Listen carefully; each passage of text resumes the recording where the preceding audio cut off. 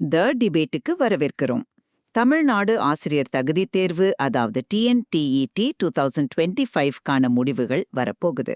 நீங்க ஒரு இளம் பட்டதாரி, மாசக்கணக்கா இந்த ஒரு தேர்வுக்காக படிச்சிருக்கீங்கன்னு. ஒரு நிமிஷம் கற்பனை பண்ணி பாருங்க. ரிசல்ட் வருது, உங்க மார்க் 89, பாஸ் மார்க் 90. ஒரே ஒரு மார்க்ல உங்க வாய்ப்பு போயிடுச்சு. அரசு வேலைக்கு விண்ணப்பிக்க முடியாது. நல்ல தனியார் பள்ளிகள்ல கூட இந்த சர்டிபிகேட் இல்லாம நுழையிறது ரொம்ப கஷ்டம். இது வெறும் கற்பனை இல்ல, தமிழ்நாட்டுல ஆயிரக்கணக்கான தேர்வர்களோட நிஜம். ஆமா, இந்த மாதிரி ஒரு சூழல்ல தான் தேர்ச்சி மதிப்பெண்ணு குறைக்கணும்னு ஒரு கோரிக்கை ரொம்ப வலுவா எழுந்து நிக்குது. ஆனா இங்கதான் நம்மளோட இன்னைக்கான விவாதம் ஆரம்பிக்குது. இந்த கோரிக்கை ஆயிரக்கணக்கான மாணவர்களோட எதிர்காலத்தை மனசுல வச்சு எடுக்க வேண்டிய ஒரு நியாயமான நடவடிக்கையா, இல்ல எந்தவித அதிகாரப்பூர்வ அறிவிப்பும் இல்லாத நிலையில ஒரு பொய்யான நம்பிக்கையில தேர்வர்களை கட்டி போடுற ஒரு ஆபத்தான விஷயமா? பொதுவெளியில இருக்கிற கருத்துக்களை வச்சுதான் நாம இதை அலச போறோம். நிச்சயமா. டிஎன்-டெட் தேர்ச்சி மதிப்பெண்ணை குறைக்கிறது மாணவர்களோட நலன் சார்ந்தது. அது ரொம்ப அவசியமான ஒரு கோரிக்கைங்கிறது என்னோட நிலைப்பாடு. ஆனா அரசு தரப்புல இருந்து எந்த உறுதியும் இல்லாதப்ப இந்த நம்பிக்கையில நேரத்தை வீணடிக்காம அடுத்த கட்டத்துக்கு நகரணுங்கிறது தான் புத்திசாலித்தனம்னு நான் சொல்றேன். சரி, என் தரப்பு வாதத்தை நான் விளக்கமா சொல்றேன்.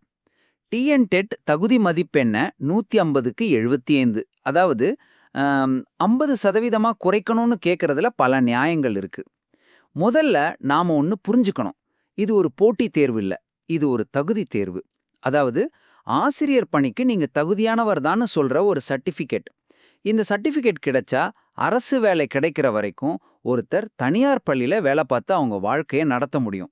இது அவங்களுக்கு ஒரு பெரிய பொருளாதார பாதுகாப்பை கொடுக்கும். நீங்க சொல்றது சரிதான், இது தகுதி தேர்வு தான். ஆனா அந்த தகுதிக்கான அளவுகோலை யார் தீர்மானிக்கிறது? அதை ஏன் திடீர்னு மாத்தணும்? நான் அந்த பாயிண்ட்டுக்கு வரேன். ரெண்டாவதா, தமிழ்நாடு அரசு எப்பவுமே மக்கள் நலன், மாணவர் நலன் சார்ந்த திட்டங்களை தான் கொண்டு வருது. அந்த வகையில பார்க்கும்போது ஆயிரக்கணக்கான மாணவர்கள் வைக்கிற இந்த நியாயமான கோரிக்கையை ஏத்துக்கிறது அரசின் கொள்கைக்கு எதிரானதா இருக்காது. இது ஒரு சில 100 பேர் கேட்கிற கோரிக்கை இல்ல. சொல்லப்போனா கிட்டத்தட்ட எல்லாருமே இதை எதிர்பார்க்கறாங்க. அதனால இது ஒரு பரவலான ஒட்டுமொத்தமான கோரிக்கை. கடைசியா இந்த மாற்றம் எஸ்சி, எஸ்டி, பிசி, எம்பிசி பிரிவினருக்கு மட்டும் இல்லாம பொது பிரிவில் இருக்கிறவங்களுக்கும் சேர்த்து தான் கேட்கப்படுது. அதனால இது ஒரு சமத்துவமான கோரிக்கையும் கூட. நான் இது ஒரு பரந்த பார்வையில ஒரு கொள்கை முடிவா பார்க்கறேன். இந்த மதிப்பெண் குறையுங்கிற நம்பிக்கை தேர்வர்களை ஒரு விதமான தேக்க நிலையில நிறுத்தி வச்சிருக்கு. அவங்க அடுத்த அடியை எடுத்து வைக்க முடியாம தவிக்கிறாங்க. இதுக்கு எந்த விதமான அதிகாரப்பூர்வ அறிவிப்பு இதுவரைக்கும் வரல. டிஆர்பியோ அரசோ இது பத்தி ஒரு வார்த்தை கூட பேசல. இதுதான் இங்க இருக்கிற முக்கியமான சிக்கல். அறிவிப்பு வரலங்கிறதுக்காக கோரிக்கை நியாயம் இல்லாம போயிடுமா? இல்ல, ஆனா அந்த அறிவிப்பு வராத வரைக்கும் அதை நம்பி இருக்கிறது எவ்வளோ பெரிய ரிஸ்க். நீங்களே பாருங்க, சோஷியல் மீடியாவில் ஒரு குரூப்பு கண்டிப்பா குறையும்னு சொல்றாங்க, இன்னொரு குரூப்பு வாய்ப்பே இல்லைன்னு சொல்றாங்க. இதுவே எவ்வளோ பெரிய குழப்பம் இருக்குன்னு காட்டுது. முக்கியமா பெரிய செய்தி நிறுவனங்கள், பத்திரிகைகள் எதுவும் இது ஒரு பெரிய விவாதமாவே எடுக்கல. ஒருவேளை இது உண்மையிலேயே அரசின் தீவிர பரிசீலனையில இருந்திருந்தா இந்நேரம் அது ஒரு செய்தியா வந்திருக்குமே. அதனால இது வெறும் யூகங்களின் அடிப்படையில பரவுற ஒரு நம்பிக்கை தான். இந்த நம்பிக்கையில நேரத்தை வீணடிக்கிறது தான் எனக்கு பெரிய கவலையா இருக்கு.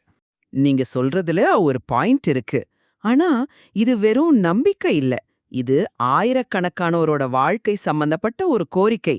89, 87, 85ன்னு ஒரு சில மார்க்ல வாய்ப்பை தவற விட்டவங்களுக்கு இது எவ்வளோ பெரிய விஷயமா இருக்கும்னு யோசிச்சு பாருங்க. டெட் சர்டிபிகேட் இப்போ வாழ்நாள் முழுக்க செல்லுபடியாகும். அப்படி இருக்கும்போது ஒரு தகுதி தேர்வுக்கான விதிகளை இவ்ளோ கடுமையா வச்சிருக்கணுமா? அதை கொஞ்சம் தளர்த்துறதுல என்ன தப்பு? அந்த ஒரு மார்க்ல தோத்தவங்களோட வலி, அவங்க குடும்பத்தோட ஏமாற்றம், இதையெல்லாம் வெறும் நம்பிக்கைன்னு சுருக்கிட முடியாது. மன்னிக்கவும், நான் உங்க வாதத்தை ஏத்துக்கல. அந்த வழிய, அந்த ஏமாற்றத்தை நான் குறைச்சு மதிப்பிடல. ஆனா அரசு கொள்கை முடிவுகள் தனிப்பட்ட நபர்களோட உணர்வுகளை மட்டுமே வச்சு எடுக்க முடியாது, எடுக்கவும் கூடாது. ஒருவேளை மதிப்பெண்ண 80க்கு குறைக்கிறாங்கன்னு வச்சுப்போம். அப்போ 79 எடுத்தவர் என்ன நினைப்பாரு? அவருக்கும் இதே வழிதானே இருக்கும். நாம எங்க கோட்டை வரையறது? இந்த மாதிரி கோரிக்கைகளுக்கு ஒரு முடிவே கிடையாது. இது ஒரு நிலையற்ற தன்மையை உருவாக்கி தேர்வு முறையோட நம்பகத்தன்மையை கேள்விக்குள்ளாக்கும். அதிகாரப்பூர்வ அறிவிப்பு வர்ற வரைக்கும் இது ஆதாரமில்லாத நம்பிக்கை மட்டும்தான். அந்த நம்பிக்கையால அடுத்த தேர்வுக்கு படிக்கிறத தாமதப்படுத்தினா இழப்பு அந்த மாணவருக்கு மட்டும்தான். மாணவர்கள் அரசிடம் கோரிக்கை வைக்கிறது தவறா? ஒரு ஜனநாயக நாட்டுல மக்கள் தங்கள் தேவைகளை அரசாங்கத்துக்கிட்ட கேட்கறது தானே முறை.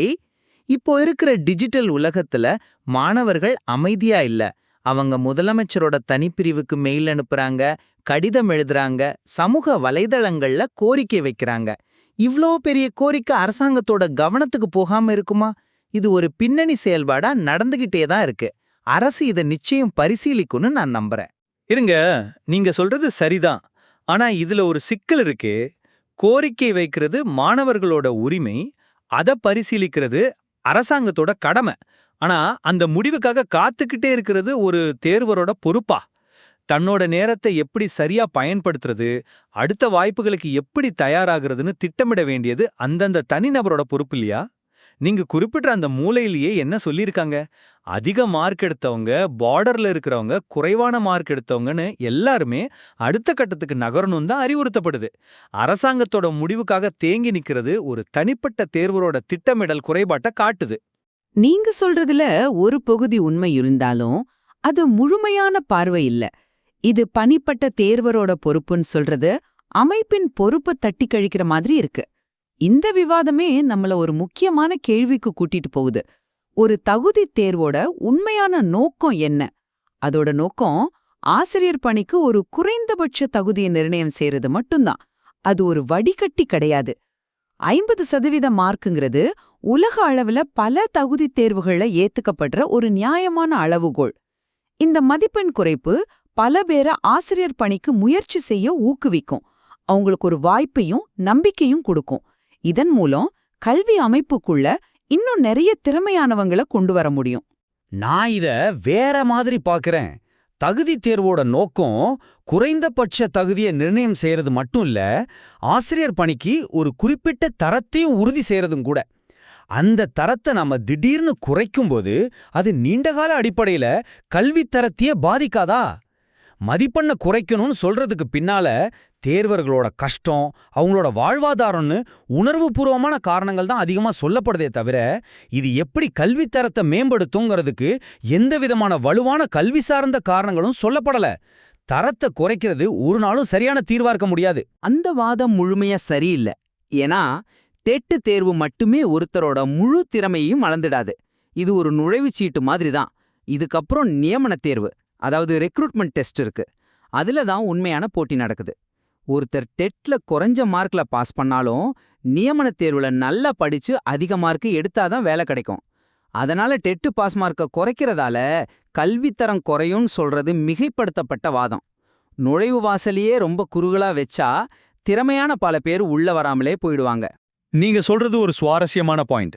ஆனா அந்த நியமன தேர்வுக்கு படிக்க வேண்டிய நேரத்தை தான் இப்போ தேர்வர்கள் இந்த நிச்சயமற்ற நம்பிக்கைக்காக வீணடிச்சிட்டு இருக்காங்க. நாம இந்த தேர்வோட தத்துவத்தை பத்தி விவாதம் பண்ணிக்கிட்டு இருக்கும்போதே அங்க ஒவ்வொரு நாளும் தேர்வர்களுக்கு வீணாகிட்டு இருக்கு. 2026ஆம் வருஷம் ஒரு முக்கியமான தேர்வு ஆண்டா இருக்க போகுது.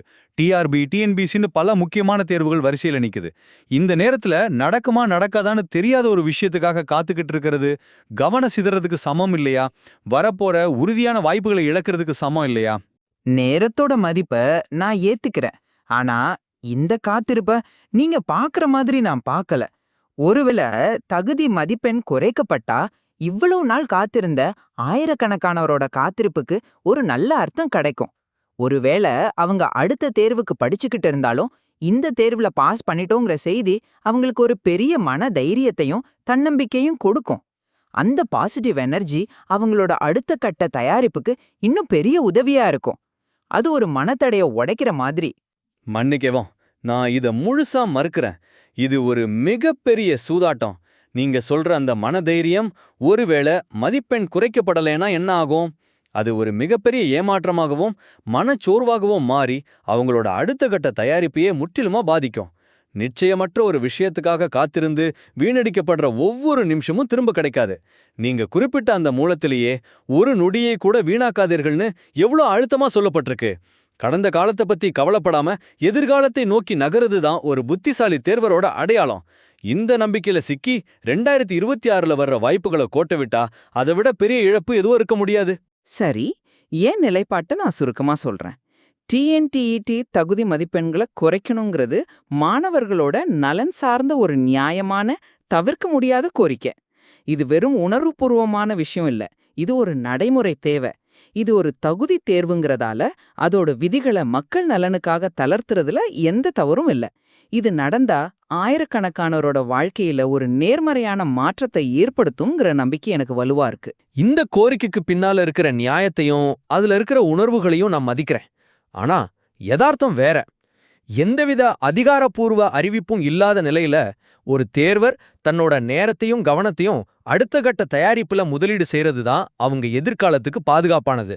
வெறும் நம்பிக்கையை மட்டும் பிடிச்சுக்கிட்டு தொங்குறது நிச்சயமா ஆபத்தான விளைவுகளுக்கு தான் வழிவகுக்கும். ஒரு கொள்கை முடிவு மேல மக்களுக்கு இருக்கிற எதிர்பார்ப்புகளுக்கும் ஒரு தனிநபர் தன்னோட எதிர்காலத்தை திட்டமிட வேண்டிய நடைமுறை அவசியத்துக்கும் இடையில இருக்கிற இந்த இழுபறி நிலைய நம்ம விவாதம் தெளிவா காட்டியிருக்கு. தகுதி மதிப்பெண்கள் குறைக்கப்படுமா இல்லையாங்கிறத நாம பொறுத்திருந்து தான் பார்க்கணும். ஆமா. ஆனா அந்த முடிவு வர வரைக்கும் ஒரு தேர்வர் எந்தெந்த விஷயங்களை எல்லாம் யோசிக்கணும், எதை நோக்கி நகரணுங்கிறதுக்கான பல கோணங்களை இந்த விவாதம் வெளிச்சம் போட்டு காட்டியிருக்குன்னு நான் நம்புறேன். மூலத்துல இது பத்தி ஆராயறதுக்கு இன்னும் பல நுணுக்கமான விஷயங்கள் இருக்கு.